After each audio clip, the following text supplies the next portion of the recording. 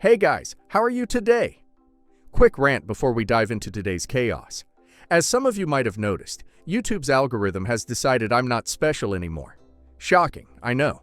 So now if you don't like, comment, or do a little backflip in the algorithm's honor, this video might just vanish into the void, never to be seen again. Seriously though, even a hi or "this is wild" in the comments helps way more than you think. It tells YouTube, hey, people actually like this channel. Maybe don't hide it from everyone. That can really help push my videos out to a wider audience, not just to my subscribers. So if you enjoy these stories and want to support the channel, that's the best way to do it. Now grab a drink, get comfy, and enjoy the drama. You won't want to miss this one. Sometimes I wish I hadn't found out. That I had just gone on believing I wasn't good enough. That maybe all those rejection emails had really existed, and that I'd just failed. I, 18 female, am writing this as a last-ditch attempt to get clarity, because although I know I'm not technically at fault, there are still days where the guilt creeps in. Let me start at the beginning. My parents divorced when I was 10. I remember the day my mom sat me down to explain that sometimes adults stop loving each other. But it wasn't until I was older that I learned the truth, that my dad had left her for another woman. That woman was Claire, my now stepmother. To my mom's credit, she never tried to poison me against him. She could have. She had every reason to, but she didn't. She always told me my dad loved me, and she was right. He did. Despite everything that happened between them, he stayed present in my life, picked me up every weekend, attended parent-teacher meetings, paid child support on time. And when the divorce settlement happened, he made sure my mom got the house and half of everything. Even though legally she might not have been entitled to as much. He was and is a good man, a man who fell in love with the wrong woman. Claire was his co-worker. From what I've pieced together, their affair started when I was around 8. She was younger than him, beautiful, ambitious, and knew how to charm a room. After he left my mom, they got married within a year. I was 11 at the time. In front of my father, Claire was warm, welcoming, and maternal. Almost too much. She would bake cookies when I came over, ask about my school projects, and insist I call her Cece, which made me cringe. But when my dad wasn't around, the mask would slowly slip. Her comments started small. Backhanded remarks about how expensive my school supplies were, or how lucky I was that Dad still felt guilty enough to pay for my dance classes. As I got older, they became more pointed. If I got a new phone, she'd roll her eyes and mutter something about spoiled girls getting whatever they want. If my dad gave me money for books or clothes, she'd sigh audibly and say things like, "Must be nice to have daddy wrapped around your finger." I never told my dad. I didn't want to be the reason his second marriage failed. And he was happy, or at least he seemed to be. So I swallowed it all.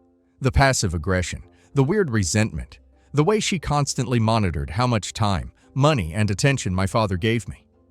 I've always been a hardworking student. Straight A's, AP classes, extracurriculars, volunteering, the whole checklist. College was my dream. Not just to go, but to go somewhere that would allow me to build a life bigger than the one I had. My mom supported me every step of the way.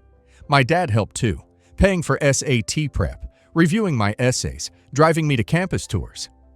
Senior year, I applied to 9 schools, a mix of reach, match, and safety. I poured my soul into those applications. I stayed up for weeks editing my Common App essay. My teachers wrote glowing recommendation letters. My guidance counselor said I was one of the strongest candidates in my class. I felt hopeful, nervous, but hopeful. Claire, on the other hand, was oddly dismissive.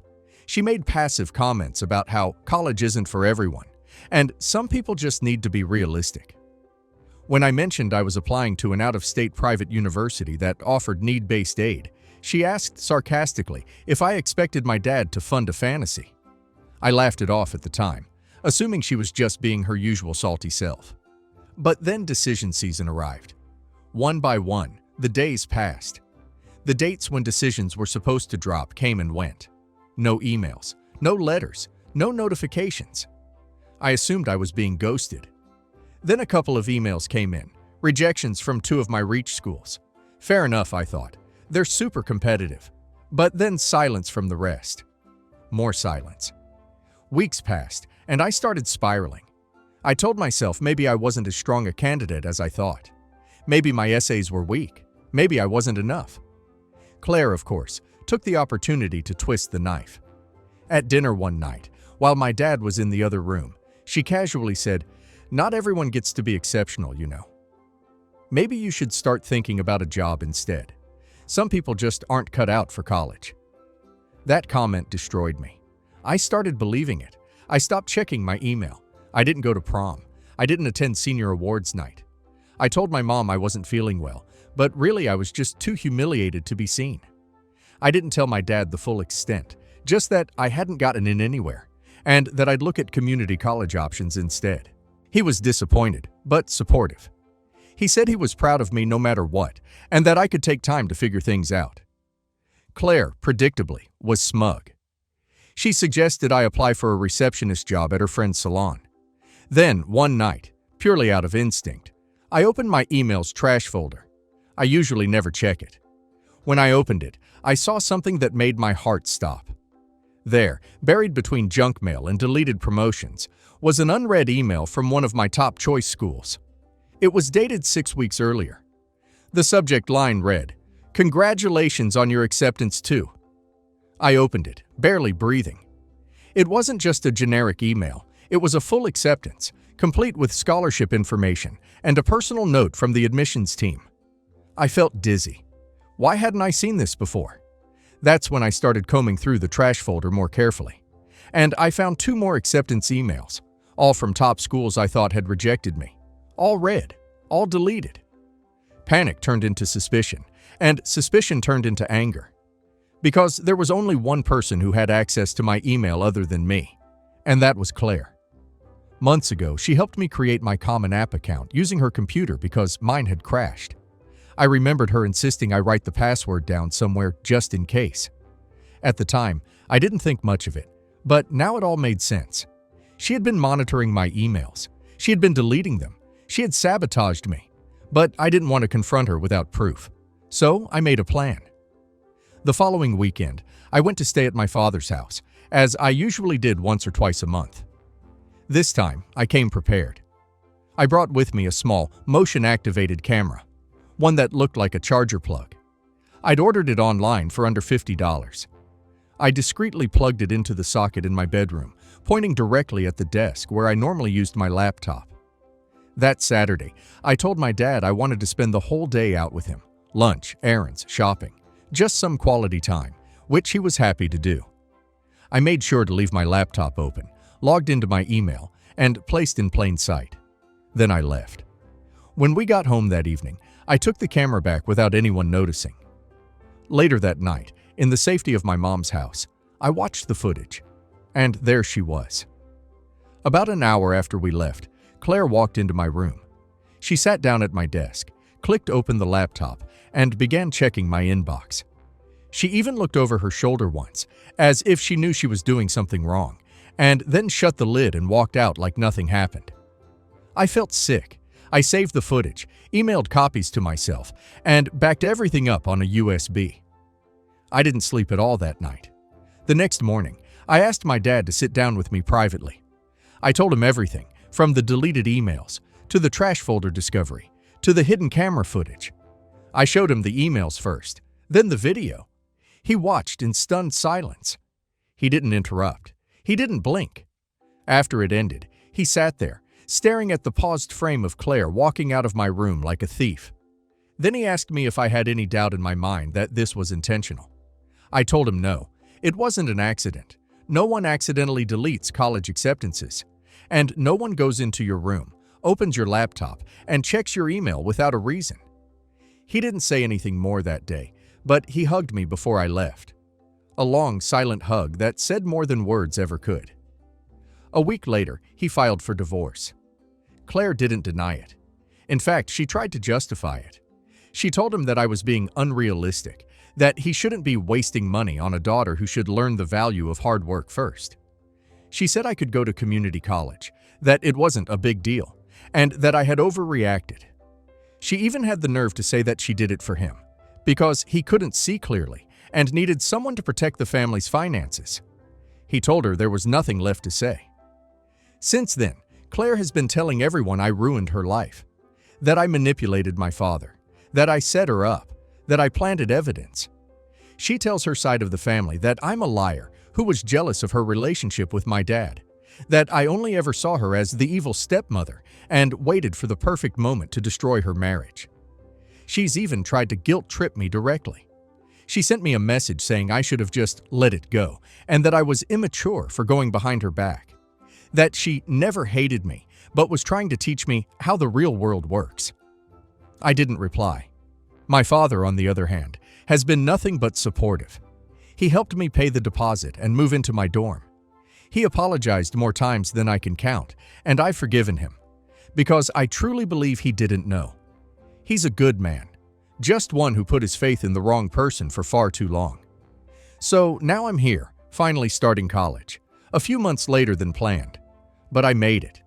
And even though I sometimes feel like I blew up a family, I know deep down I did the right thing. So, Reddit. Am I the a-hole for telling my dad the truth about what Claire did, even though it led to their divorce and ruined her life? Of course not the a-hole. What OP's stepmother did was not just petty or manipulative. It was evil. She didn't just sabotage OP's dreams. She intentionally tried to alter the course of her entire life. College acceptances are once-in-a-lifetime moments, and she deliberately erased them out of jealousy, control, and spite. That's psychological abuse, plain and simple. OP didn't ruin her life. She ruined her own by choosing to be cruel to a child she saw as competition. OP's father deserves the truth, and OP gave it to him. If anything, OP saved him from spending another decade married to someone who would sabotage his daughter's future behind his back. OP is brave, strong, and absolutely not the a-hole. And now let's hear community's opinion. Let me get this straight. This woman intercepted, deleted, and erased your college acceptances, then gaslit you into believing you weren't smart or worthy. And now she's upset that her actions had consequences? That's not just manipulative, that's malicious. It's shocking that someone could be so heartless, especially toward a teenager just trying to build a future. What makes it worse is how she kept rubbing it in your face with those "you should just get a job" comments, while knowing she was the reason you thought you failed. I'm actually sick reading this. You are not the a-hole, and I hope your dad never looks back. She played a cruel game, and she lost. You didn't ruin her life. You exposed the fact that she was willing to ruin yours just to tighten her grip on your father's attention and money. That's not what a stepmother does. That's what a villain does. You didn't scream. You didn't retaliate. You didn't go to social media. You set a quiet, careful trap, gathered evidence, and told the truth. That's called dignity. You have every right to be proud of yourself. Most people would have never had the strength to go through what you did and come out the other side with their integrity intact. Your future is just beginning, and hers, the one built on lies, is collapsing. Good riddance. Not the a-hole. The fact that this all unraveled because you trusted your gut and checked your trash folder is both heartbreaking and poetic. It shows just how much she underestimated you, your intelligence, your determination, your ability to uncover the truth. She thought she could erase your future with a few keystrokes. She thought you'd roll over and settle for nothing while she gloated. But you flipped the script, and rightfully so. Actions have consequences, and what she did was not only immoral, it was borderline criminal. You are not the villain in this story. You are the survivor. And your father didn't lose a wife. He woke up from a nightmare. Not the a-hole 100 times over. I, 35 male, have a younger brother, Dave, 25 male, who was the product of my mother's affair. My mom was very unhappy and made a mistake that she still repents for today, but my father never really forgave her. When she confessed to him that the kid she was pregnant with was not his and promised that she was going to give it up to the bio dad, he forced her to keep it out of spite by saying that it was the only way he would take her back. This created a deep rift within their marriage because he never even appreciated the sacrifice she had been ready to make and held the affair over her head for the rest of his life. He'd been sick for a while now and passed away a few weeks ago. This was all very distressing for us as it is, but everything became much worse when we read the will. Dad left a bit for his sisters and then divided the rest equally between me and Dave. Dave already has a biological father and was never even adopted by my dad. They were close, but mainly because Dad had to prove some sort of point to Mom. But he was left a huge part of a big estate, while my mom got nothing. We talked to a lawyer who thinks we have a decent chance of overturning the will because of certain circumstances, and will definitely try. My mom hasn't worked for years, and she was left basically destitute, while Dave is going to get an inheritance from his bio dad anyways. So it's not like we're cheating him out of his birthright or anything. It's just extra money for him. I told my aunt my plans, and she started acting weird, but I didn't think anything of it. Today we had a family Zoom meeting, including Dave, where everyone piled on me and Mom for this, and said some terrible things about her.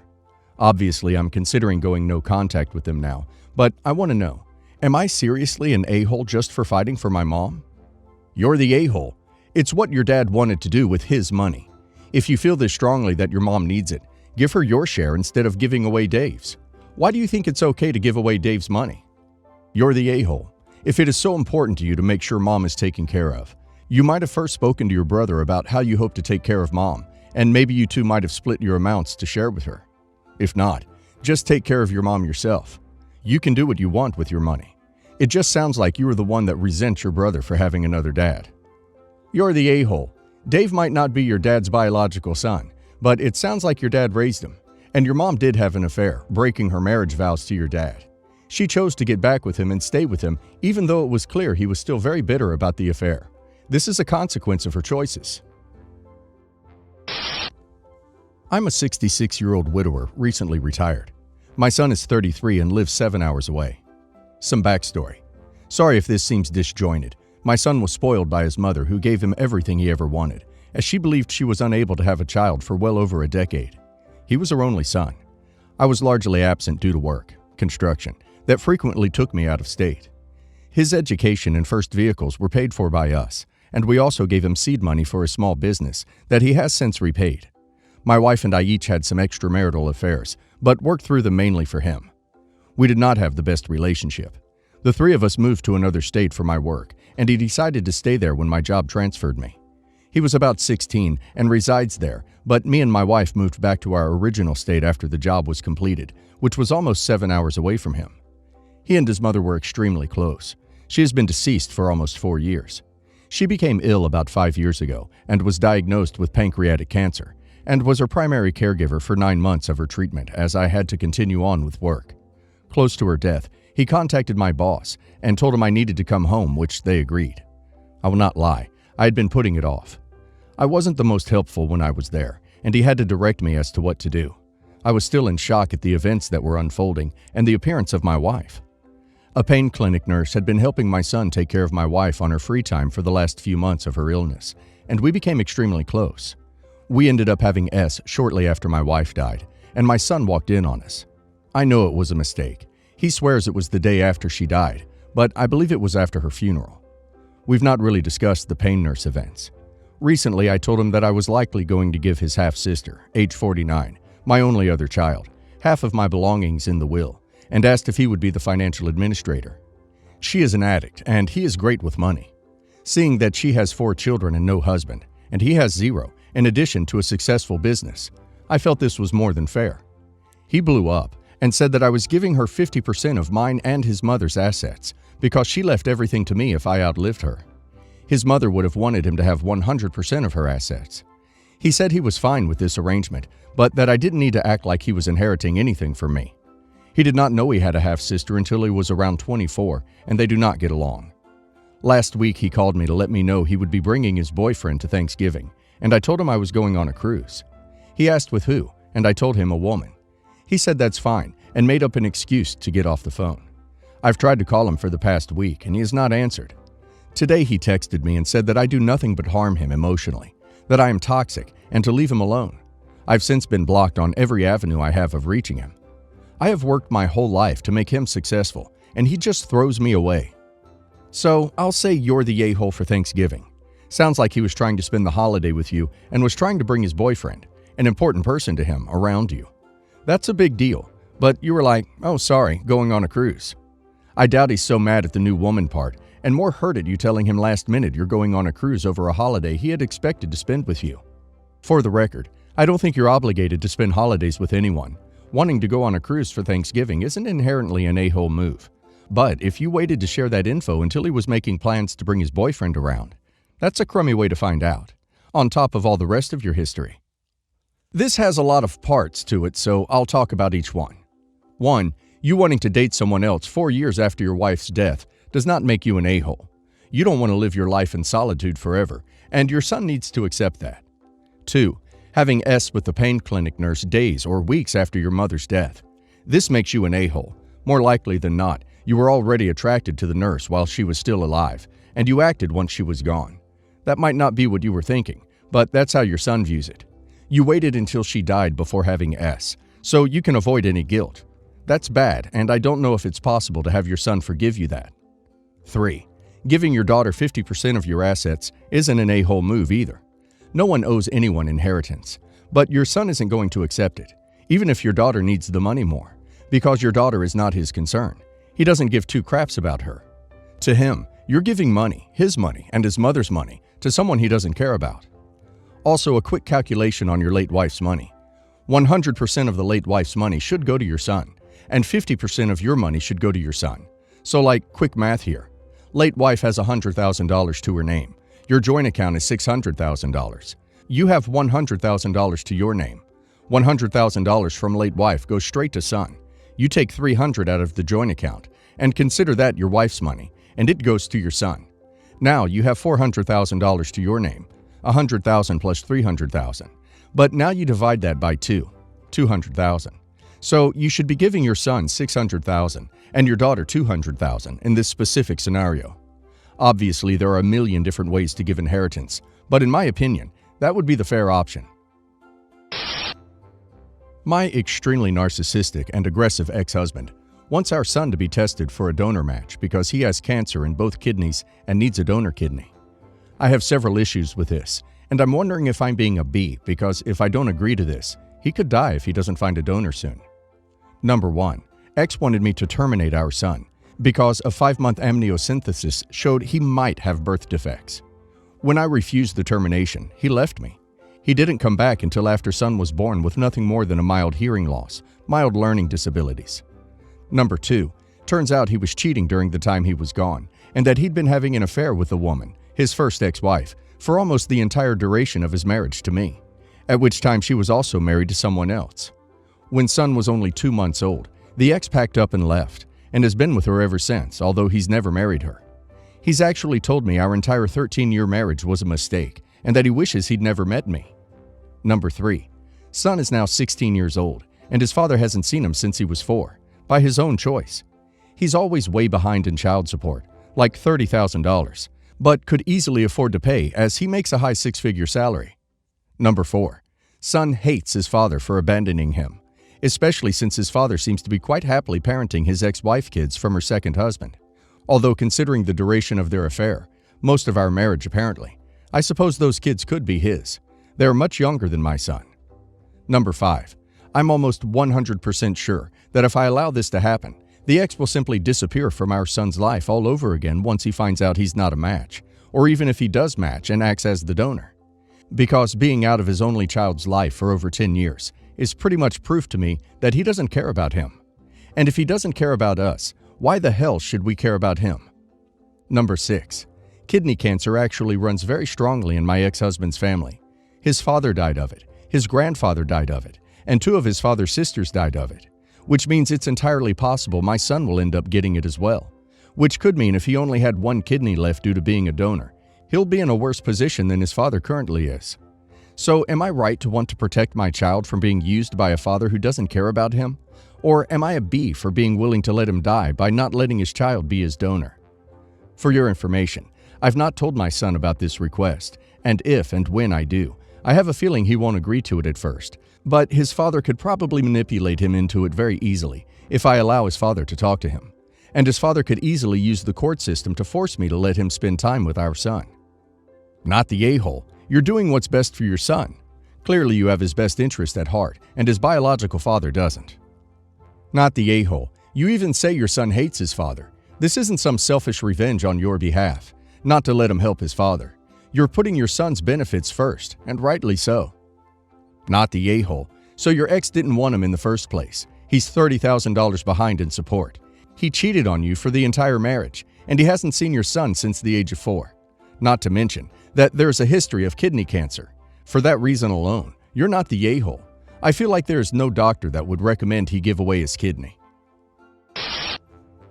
My wife Sarah and I got married 2 years ago after dating long distance for a year. I left my job and moved across the country to be with her. And since then, I've been working in her grandfather Jack's company. We have no children and no prenup. Jack and I became very close. He taught me about business and encouraged me to put up my own. When he died last year, he left me a relatively large sum of money, which he said was to help put up my own business, so I can always take care of my future family with Sarah. He left a separate and larger inheritance for her. I haven't touched the money because after Jack's death, I decided to stay with the company for a few months to help make sure that ownership and management transition went on smoothly. During that time, my life turned upside down after Sarah suddenly admitted to me that she had an emotional affair that almost turned physical with someone very close to me. We are in therapy now to try to fix things. I love Sarah, and I know I have my own faults, but right now I'm not sure that it's working out, and I'm seriously considering if the best thing for both of us is to divorce and start anew separately. If we divorce, I'm not going to ask for any of Sarah's money or properties because it's hers and her family's. But I have a dilemma about the money Jack left me. It's mine legally and will let me have a fresh start when I move back, and I do intend to put up the business that Jack and I talked about. But I know he wanted that business to be the means for me to look after my future family with Sarah, which will not happen if we divorce. Tell me what you guys think.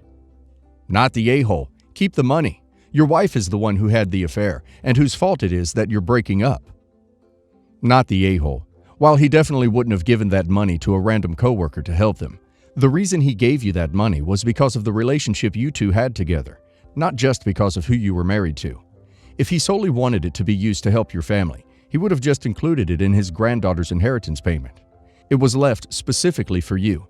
You choose what to do with it. It's not your fault that your wife did what she did. Not the a-hole. However, just to be safe, you should start protecting your assets now. Establish an anonymous LLC, with you as the only signatory officer. Then place all of the money in a self-settled spendthrift trust. Designate the LLC as the trustee of the trust, with you as the trustor and the beneficiary. It's all perfectly legal, and your money is now judgment-proof. I discovered around 2 years ago that my ex-husband had a secret family. He had 3 kids with his mistress. He had also stolen money from me, which I had inherited from my late first husband. The last few years have been utterly devastating, as I tried to rebuild and protect my children. Prior to this whole mess, my younger kids with second husband used to hang out a lot with his sister's children. She worked a lot while I stayed at home more, so I provided a lot to her childcare. My second husband encouraged me to give up a successful realtor business, and so did she. She knew the whole time about his side piece. She backed off when the whole mess blew up.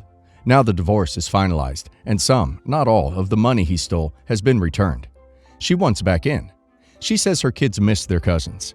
She says I shouldn't be petty. I should be a better co-parent. She says that she stayed out of my business, and I shouldn't hold grudges. She says that I need to learn to let things go. She says so many things. She is educated, and I'm not. She doesn't let up. She rolls her eyes when I say no. Is it petty that I just don't want anything to do with her? Not the a-hole. She can ask the side piece to babysit. Not the a-hole. The only reason she wants back in is because you were benefiting her. She was complicit in her brother's betrayal, but she was getting free childcare from the person she betrayed. She is using shame, guilt, and manipulation.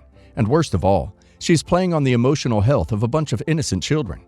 She sounds like a vile user and a manipulative narcissist. There's no good that comes from continuing to entertain her requests. No is a complete sentence. She says a lot, doesn't she? It's a pity that she kept her mouth shut when you were being double-crossed in such a horrible way. Cut her off completely. Block her cell phone. Why on earth would you want to keep contact with her? Oh, and obviously not the a-hole.